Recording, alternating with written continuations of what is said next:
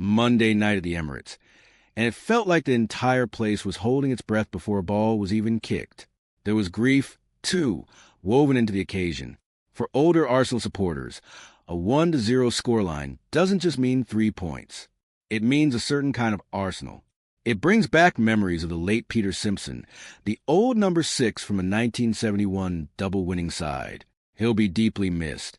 And this one felt like the sort you quietly dedicate to someone like that. Not glamorous, not loud, but important. Long before kickoff, the stadium was already buzzing with nerves and belief. One banner summed up the mood perfectly. 3 games to make history. That's where Arsenal were. Staring straight at the finish line, knowing that the last steps are always the hardest. The match itself? Let's be honest, it won't be anyone's favorite highlight reel. This was scruffy, tight, uncomfortable, a 1-0 over Burnley that won't be mentioned in the same breath as the Invincibles or the best of Wenger ball. But titles aren't handed out for style points in May. They're won by surviving nights like this, when your legs feel heavy and your mind keeps reminding you what's at stake. Arsenal survived. Just the moment that mattered arrived in the 37th minute. Bukayo Saka swung in a corner, and Kai Havertz rose to meet it, nodding the ball home. A simple header, really, but the kind of simple that can change a season. And there's something almost poetic about it being Havertz. Someone who's had his name turned into a punchline more times than he'd care to count, turning up with a goal of massive consequence. 1-0 to the Arsenal. 5 points clear. And suddenly the pressure shifts hard onto Manchester City. From here, the maths is beautifully brutal. If City slip up against Bournemouth, Arsenal are champions. If City do their job, then Arsenal have to do theirs. Beat Crystal Palace on Sunday, and the title finally comes back to North London after 22 long, painful years of waiting. Inside the stadium, you could feel the tension in everything. Arsenal saw plenty of the ball early on, but it wasn't carefree dominance. It was possession with responsibility. Possession with history tapping you on the shoulder. Leandro Trossard cracked one against the post. Saka kept pulling defenders out of shape and whipped balls across the face of goal, the kind that begged for a touch.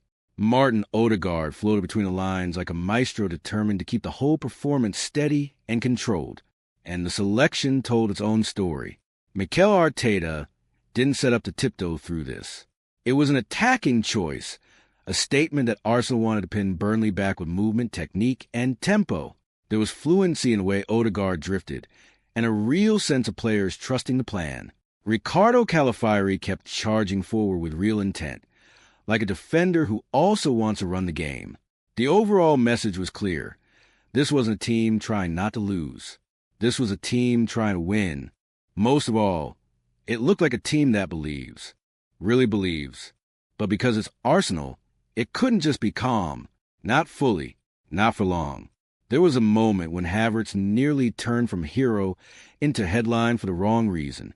A late, nasty challenge on Leslie Igichukwu, and suddenly the whole place went cold. VAR took a long look, and you could almost hear the thoughts racing through the crowd. Is that a red? Does this derail everything? Does the run-in get thrown into chaos right now, tonight, in this moment? In the end, the yellow card stayed a yellow card. An entire stadium exhaled at once. Burnley, already down and headed for the championship, competed honestly enough. They didn't roll over. But they also didn't look like a side that truly had the tools to break Arsenal down. The Gunners controlled territory and tempo for most of the game. Still, the scoreline stayed narrow, and that meant the nerves never really went away. Every loose touch felt louder. Every clearance felt like it carried extra meaning. The final minutes dragged away they always do when you're protecting something precious. And maybe that's the point. Champions aren't just entertainers. Champions learn how to win when it's messy. They learn how to manage fear, not pretend it isn't there.